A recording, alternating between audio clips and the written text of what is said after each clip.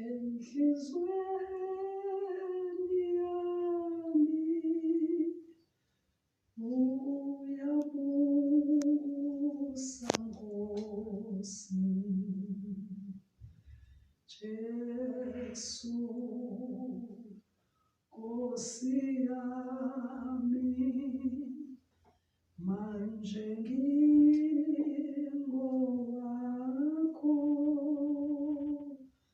nawe othandwayo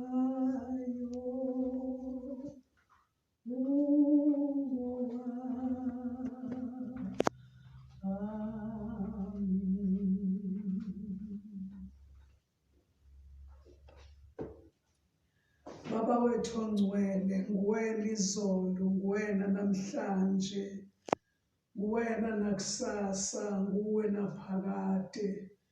Ungongcwele nohlezi ezibongweni zika-Israyeli. Uyidwala esaqhekezwa kulo, uyimibhobho yemigodi esakhishwa kuyo. Wasithanda umhlaba nezulu ungakawusekeli. Wasibiza ngamagama sisemkhawulweni yomhlaba. Wathi kithi nisizwe sami nina ngimkhethile. Siyabonga ukukhethwa nguwe, siyabonga ukunakwa nguwe, siyabonga ukubekezelelwa nguwe, siyabonga ukuqondiswa nguwe Nkosi. Sizinikela kuwe nakulesi sikhathi. Siyakhuleka ukuthi iflegi lasezulwini liphakame. Zonke izinto zigobe phambi kwalo. Kudunyiswe kubatshazwe igama lakhe elingcwele. NgoJesu Kristu ithemba lokuphila kwethu. Amen. Angibingelele kubantwana bakaNkulunkulu emagumbini omane omhlaba. Ngibonga uJesu ngethuba elihle alenzile nangalolu suku lwanamhlanje, ukuba igama lakhe liphakame phezu kwamagama onke, njengoba izwi lakhe lishilo ukuthi igama elithi Jesu linikwe amandla ezulwini, lanikwa amandla emhlabeni, lanikwa amandla nangaphansi komhlaba. Igama elithi Jesu yilo leli gama lodwa elinokuphila okuphakade. Yilo leli gama lodwa elithuthunyelelwa isihogo namadimoni. Yilo leli gama lodwa elinamandla okuthethelela izono. Yilo leli gama lodwa elinamandla okwelapha izifo. Ilona leli gama lodwa elikwazi ukukhulula ukuphila komuntu ebhujisweni, likuqhelise ngomusa nangobubele.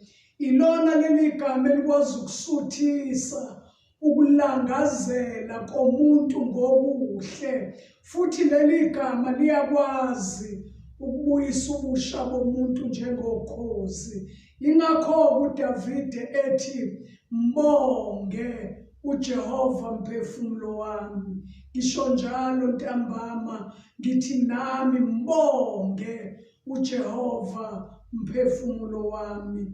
Nakho konke okuphakathi nje kwami ubonga igama lakhe elingcwele. Ngiyambonga uJesu. Ngicela sihlanganyele ezwini likaNkulunkulu nangalesi sikhathi.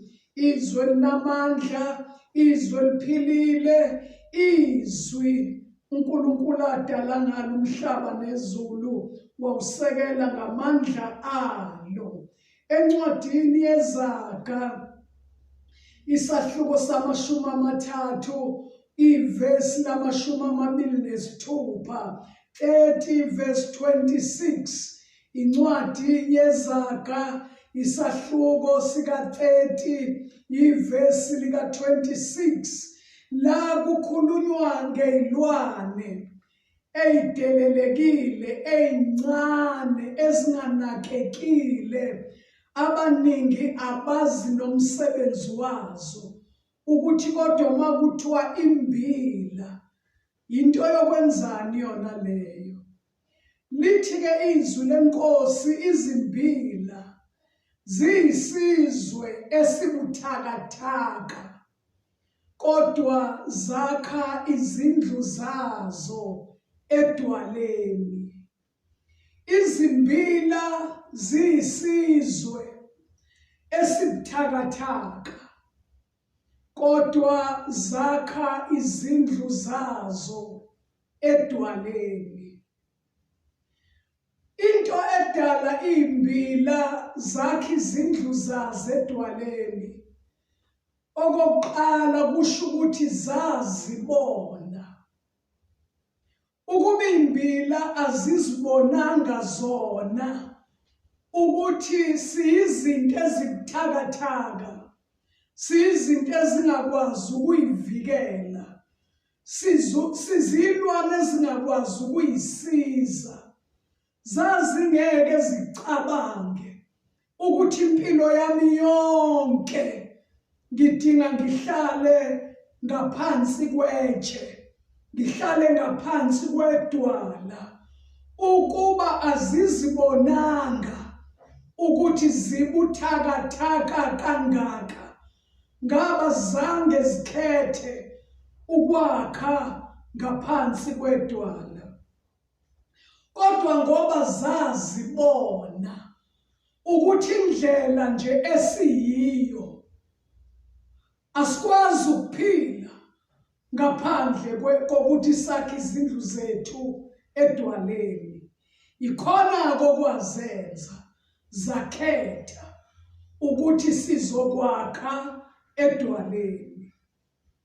Uma siya encwadini kaPetro wokuqala isahluko sesibili uvesi number 4, izwi lenkosi limema abantu lapho, limema abantu okufinyelelela bezibona khona ukuthi siyizinto ezibuthakathaka.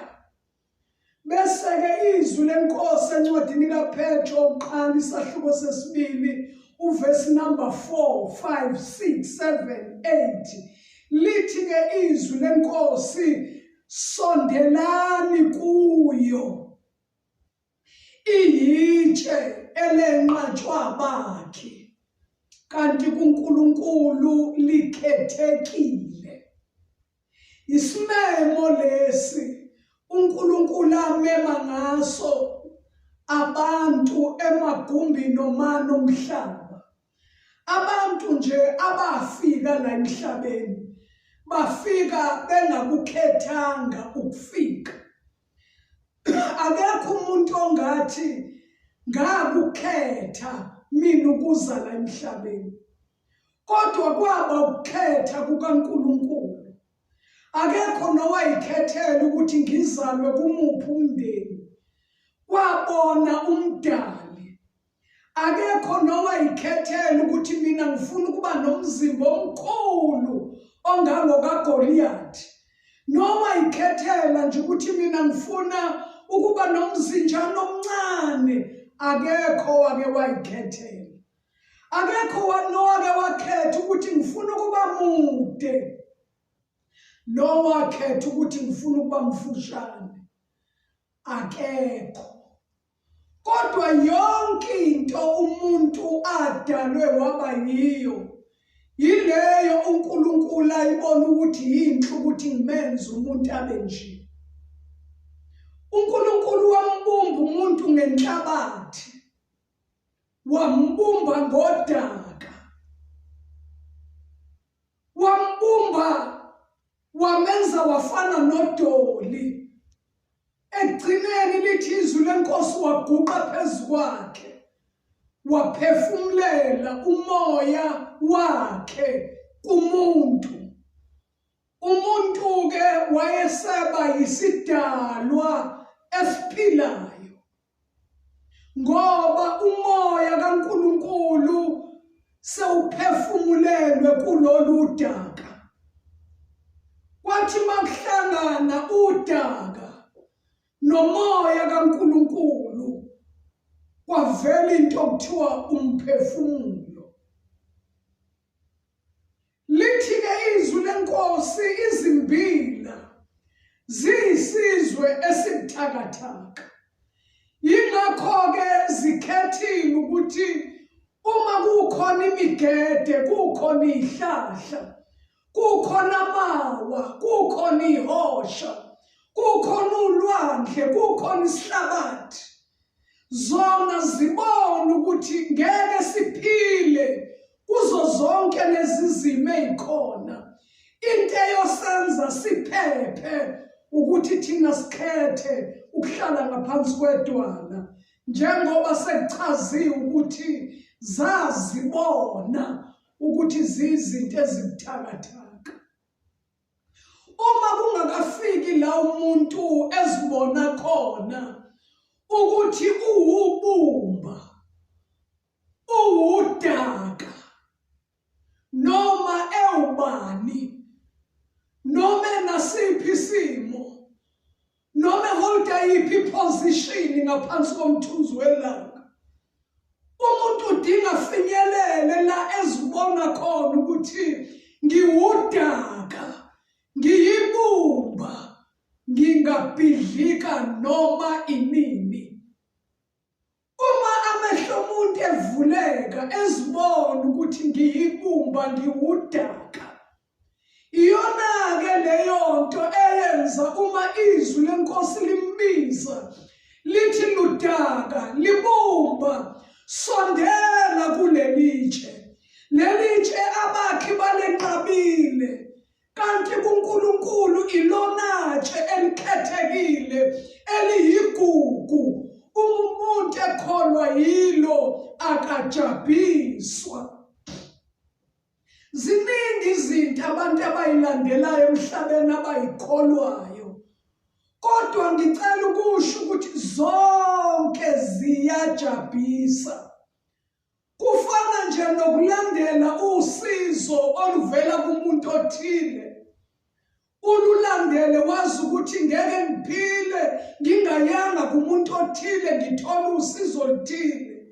Uyakujahe ngelinye ilanga uthi uyafika usuhamba ibanga elide, bakutshela abantu bathi hawu lo muntu obuthola kuye usizo lwakho siqeda nje ukumembela uhambile. Noma umuntu okhonzwayo njengoNkulunkulu, iqiniso ukuthi ukukholwa kumuntu ekugcineni kuyajabhisa. Sekuthiwa hawu lo bekade simkhonza usefile, ngoba umuntu kahle kahle uyinhlabathi, waphefumulelwa umoya kaNkulunkulu kuye, kwahlangana umphefumulo, kwahlangana umoya nenyama, kwavela umuntu okuthiwa umphefumulo. Zonke izinto zenyama ziyaphela, ziyabola, ezinye ziyagqitshwa, ezinye ziphehlwa zingaphezu komhlaba, ngoba umuntu uyibumba. Umuntu uyacima njengokucima kukagesi, abantu begcwele indlu, bejabule, bevula ama-TV, bedansa. Ugesi uvela uthi nje shu, uzwe bonke kunjalo-ke ukudilika komuntu. Bathi belibutha lolu udaka olumzimba, beshayela iy'moto zamakhazi ukuthi wozani nizothatha udaka. Umphefumulo usuphumile, umoya sewubuyele kuNkulunkulu owawunikayo. Wozani nizothatha udaka nilugcine efrijini ukuze lunganuki sisalungisa umgodi wokulugqiba. Akufinyelele esidalweni esiwumuntu ukuthi ngiyinto ebuthakathaka. Ngiyadinga ngisesemzimbeni ukwamukela lesi simemo esithi angisondele kuye oyidwala laphakade. Uma ngisondela kuleli dwala, izwi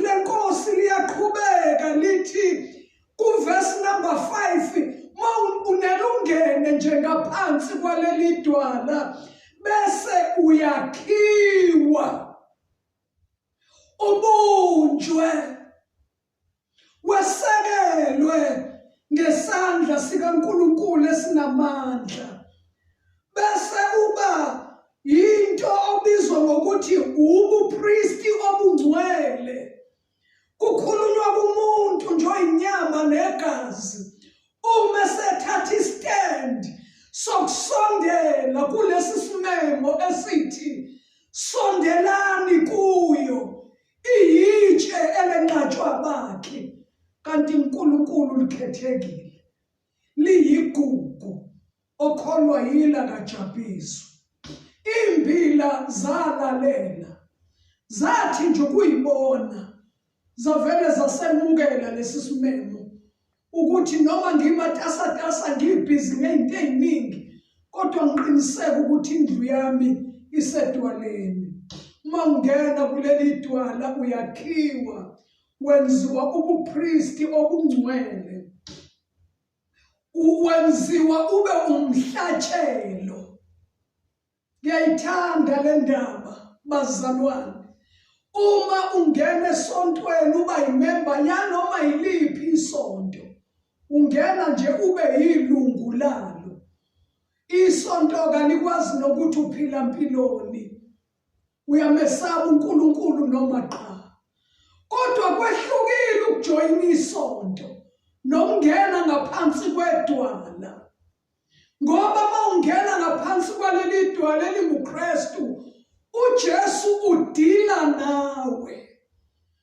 Okokuqala nje ukuthethelela izono ozenzile, akwelaphela izifo esezahlula odokotela nezinyanga, akhuza imimoya ekucindezelayo, akuzungeze ngemuva nangaphambili, abesebeka isandla sakhe phezu kwakho.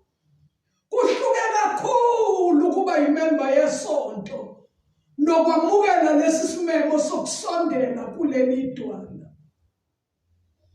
Mawufika kuleli dwala uyakhiwa, uyabunjwa. Bathi abanye ngafika kuleli dwala ngiwuphuma silwe. Umuntu wayethi nje cha kancane athi 1 ngithi 2, athi 2 ngithi 10, sengiphezu kwakhe. Kodwa uma usufika kuleli dwala ufike wakhiwe. Bathi abantu bekusukela bekukopolotiso, bekuxukuzisa bethi uzoze ukhulume. Ngibuzeke ukuthi ngoba wawulwa kangaka umyekeleni lo. Athi kuvele kwathamba izandla, umoya wokulwa sewaphuma. Nami ngiyazimangala, umuntu wayengangenzi kanje ngingafikanga kuye. Nangoku umahluko wokwamukela lesi simemo sokungena ngaphansi kwaleli dwala, ufike wakhiwe, uguqula isimilo sakho. Uthi wawuzazi ukuthi esimilweni wawunjani, umangala ukuthi izinto ezazingehlula namhlanje mina obusa phezu kwazo sengenziwe ubupristi obukhulu bukaNkulunkulu, ngenziwa ngaba ubupristi obungcwele. Uma uqhubeka uhlala ngaphansi kwaleli dwala, unganyakaziswa, ungavumi ukuthi uma imoya ephambana nawe ifika ikususe phansi kwaleli dwala. uSolomon uyifakazile leyo ndawo, wathi uma umoya wombusi ukuvukela, ukunyakazisa, ukuxukuzisa, ungayishiyi indawo yakho, ngoba ukubekezela kuvimba izono ezinkulu. Mawuke wangena kuleli dwala, uyeza ukuthi ngifike endaweni yokugcina, ngiyakhiwa, ngiyabunjwa, nginikwa isimilo esisha, isimilo esinomfuziselo kaJesu, isimilo esingashintshwa isimo, ukuthi isimo engiphakathi kwaso noma isimo engene kuso sidinga ngisizakale ngenye indlela. Awushintshwa isimo uma wamukele lesi simemo sokwakha kuleli dwala elenqatshwa abakhi kanti kuNkulunkulu likhethekile. Ziningi imangaliso umpostoli Paul ayifakazile ngabantu abavume isimemo sokungena ngaphansi kwaleli dwala.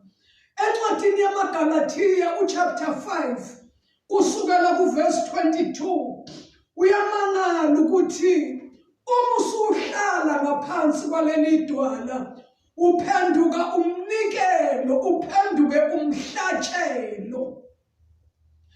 Bonke abantu abasondele eduze kwakho bayalizwa iphunga lokuthi lo muntu engihlele eduze kwakhe umnikelo, lo muntu engihlele eduze kwakhe umhlatshelo. Bese bebona lo mnikelo kuvela uthando phakathi kwakho, bamangala ukuthi ulithathaphi uthando. Ey'nsukwini ezinje abantu bonke bebukeka behlukumezekile, kanti ukuhlala phansi kwaleli dwala kukwenza ukhiqize uthando lokuthanda abantu, uthanda uNkulunkulu, uthanda abantu. Ngoba ngeke umthanda uNkulunkulu ongambonanga, uhluleke ukuthanda abantu. Ngaphansi kwaleli dwala kukhiqizeka nje uthando. Uzwibuza ukuthi emvelweni ngangingenalo, kodwa luvela kanjani? uPaul uyaqhubeka encwadini yamaGalathiya uthi mase silomhlatshelo abantu badla uthando kithi sesiwumhlatshelo. Babuye bamangala ukuthi bafika bebuhlungu, bafica umuntu onenjabulo nje echichimayo. Ngaze ngakhumbula umhlabeleli othi le njabulo esinayo ifunyenwe ngokuza kuJesu. Mawungakangeni kuleli dwala ujabula isikhashana, kuthi makuvuka izimo ube muncu njengolamula, ubabe njengosawotho obabayo. Kodwa mawuhlezi kuleli dwala, leli dwala lenza ukhiqiza ukujabula. Abantu bangakuthola ujayiva wedwa endlini, uphakamisa izandla, uhleka wedwa, usho amen no haleluya, uchachambile ngesikhathi abantu beshwabene. Ngoba mawusunga phansi kwaleli dwala, ukujabula into ekhiqizekayo kuwena, ayikho into ekwethusayo. Leli dwala likwenza ukhiqiza ukuthula. uPaul uthi lokhu ukuthula okukaNkulunkulu, akusikho ukuthula kwabantu. Okwabantu ukuthula kuthi nayizolo wenze njena namhlanje ududwa ukuthi ngithule. Kodwa lokhu ukuthula uPaul uyokuhlukanisa uthi lokhu-ke okukaNkulunkulu kwedlula ukuqonda konke. Esinye seyimangaliso eyikhiqizwa umuntu osenobupristi bobungcwele ukuthi uyathokoza, unothando, ujabula noma izimo iphambene naye, abe nokuthula, inxokozelo iyathutha. Mayizinto eyikwehlelayo empilweni zifike engqondweni, usathane ekukhumbuza ngazo, uvuma ukuthi iqiniso zenzekile, kodwa ukuhlala edwaleni elinqatshwa abakhi kungenza ngibe nokuthula noma ngihlangene nezinto ezifana nalezi. Esinye seyithelo esikhiqizekayo uPaul encwadini yamaGalathiya usiqinisile wathi kukhiqizeka ukubekezela. Mawufike kuleli dwala kukhona into eyenzeka empilweni yakho futhi uzumangale, ngoba emvelweni uyazazi ukuthi ukubekezela nje into engingakaze ngibe nayo.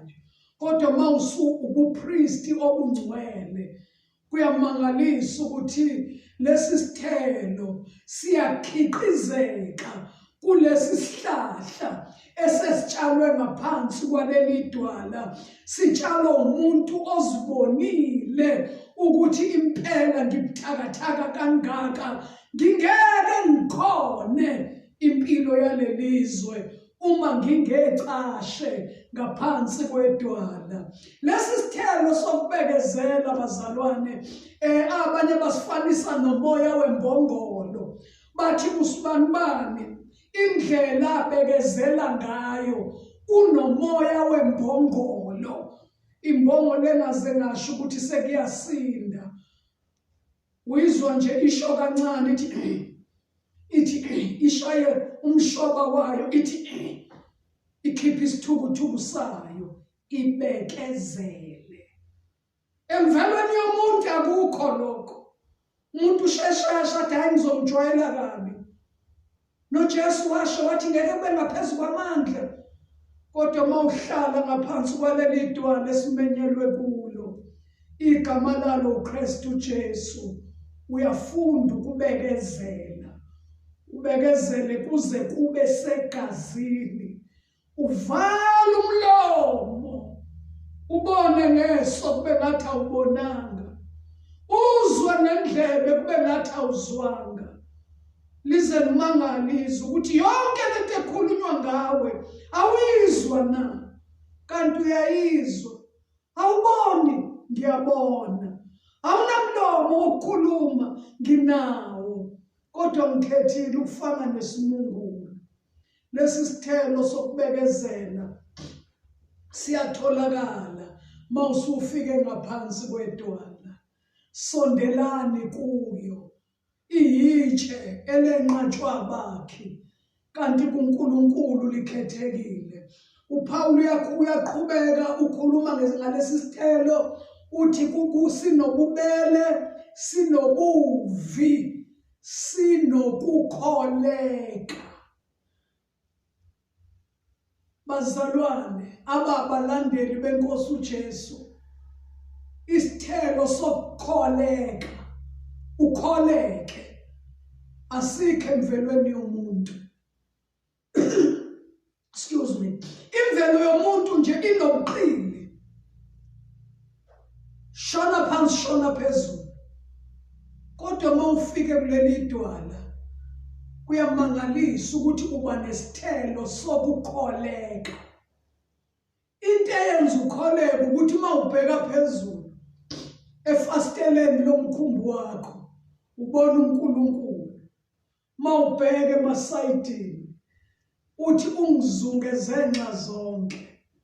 Uma ubheka ngaphansi kweinyawo zakho ubuka umhlaba, uthi nangalapho uyangibona.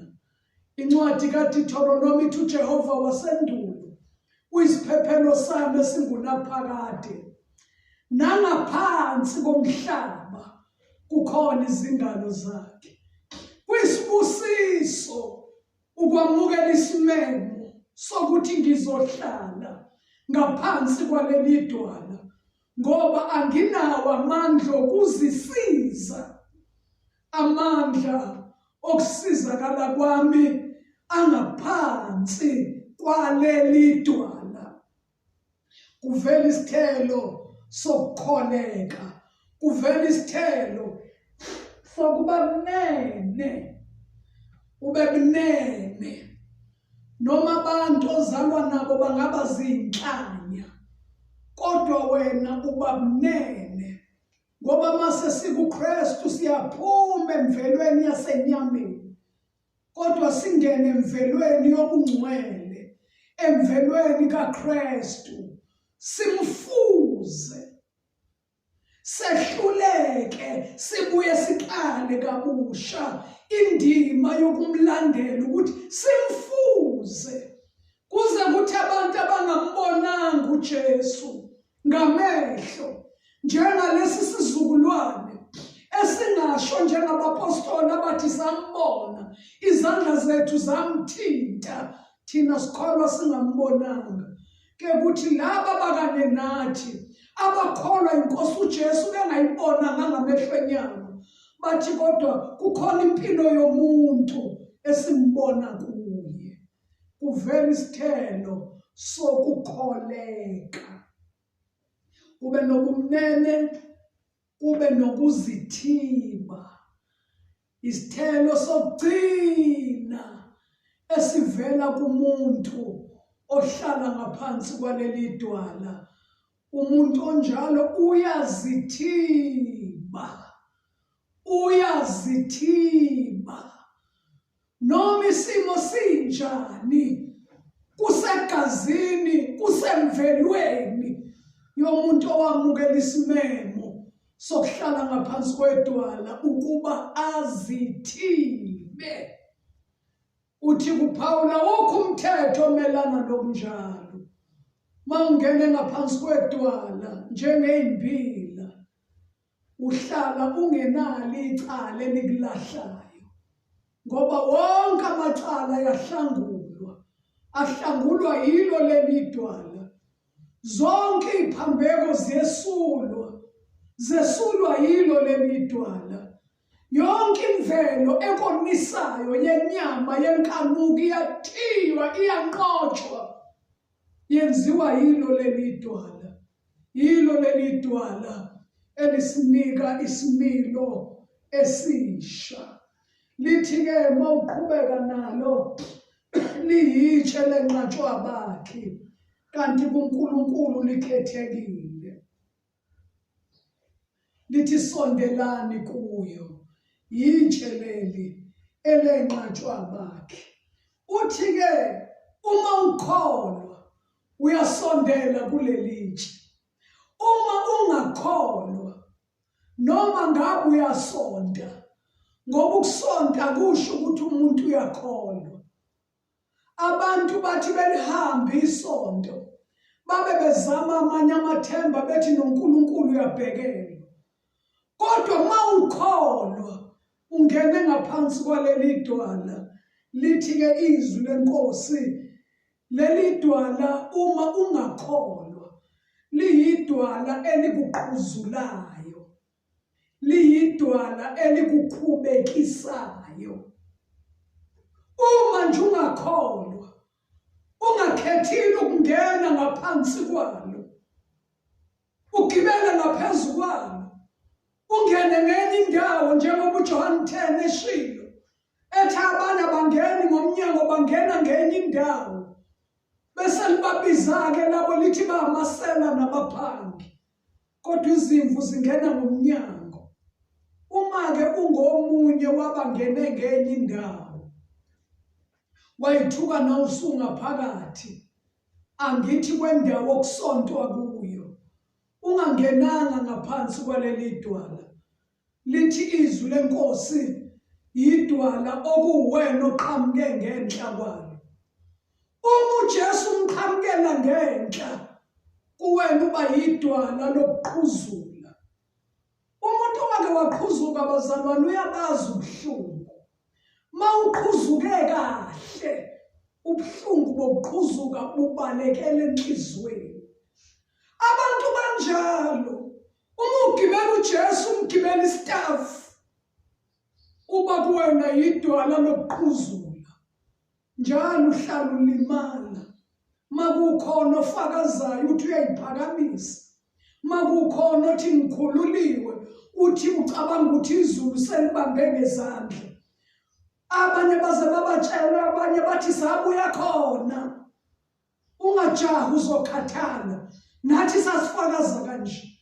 Kodwa ngicela ukusho ukuthi mawusondele kahle kuleli dwala, kwayilona eligibela phezu kwakho. Uthi uPetro lifike likucolisise. Kodwa makuwena ogibele phezu kwalo, liphenduka itshe lokuqhuzula, liyakurola, ligibela phezu kwakho, ugibele phezu kwalo, ugibele phezu kwalo, ligibele phezu kwakho, likulimaze. Kodwa makuwena ovuma ukuthi leli dwala lehlele ngaphezu kwempilo yakho, likucindezele, likwehlule, Ngiyamthanda uPetro mayisethi liyakuxolisisa. Zinsuku zokugcina lezi bazalwane. Zinsuku ongadingi uyiduduze ngazo ukuthi ngisontaphi. Qinisekisa ukuthi impilo yakho sesemzimbeni ingenile ngaphansi kwedwala. Qonda ngeqiniso ukuthi ngiyinto ebuthakathaka. Ngiyamdinga uJesu. Kukhona indaba esasixoxelwa sisezingane sikhula. Kuthiwa kukhona enye inkosi eyayithandwa kakhulu isizwe sayo. Inombuso nje obanzi owawuthatha indawo enkulu emhlabeni. Kwasho ukuthi-ke noma iyinkosi enjalo kodwa ibunjwe ngodaka. Yaphefumulelwa ngomoya kaNkulunkulu yaba nomphefumulo. Le nkosi kuthiwa yagula. Yafinyelela ezingeni la sebebona khona ukuthi umphefumulo uyaphuma. Ngendlela ababeyithanda ngayo. Kuthiwa kwakukhona ibhodlela elikhulu. Abayithatha le nkosi bayifaka kulo. Bethi bafuna ukuthi bayivalele la ibhodleleni ngoba isiyagaspa manje. Bethi benzela ukuthi umphefumulo uphuma uzulazule la ibhodleleni. Ungayitholi indawo yokuphuma uzubuyele emzimbeni ngoba lo muntu bamdinga ewumuntu ophilayo.